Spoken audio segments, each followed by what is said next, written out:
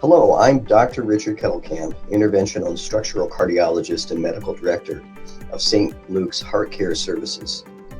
Interventional and structural cardiologists treat patients suffering from blocked arteries, valve disease, and structural abnormalities of the heart.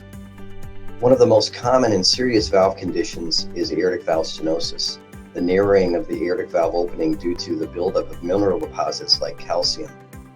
This generally occurs during the aging process, but can also present in patients born with a valve condition, such as only having 2 leaflets instead of 3. Symptoms of aortic valve stenosis include chest pain, fainting, and shortness of breath. Without treatment, it can lead to death. Because aortic valve stenosis is a mechanical problem, there are no medications that can treat the issue. The only option is valve replacement.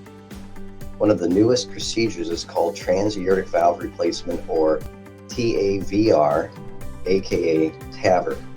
This allows us to replace the aortic valve through a catheter instead of open heart surgery. The catheter is inserted into an incision in the groin, neck, or arm and travels through the blood vessels to the heart. Once the valve is in place, we expand it with the catheter and it begins to work immediately. Most patients can go home the following day after Tavr.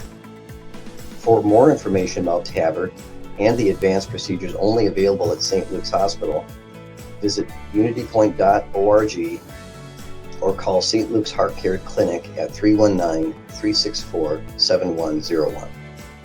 UnityPoint Health. Know how much you matter to this world.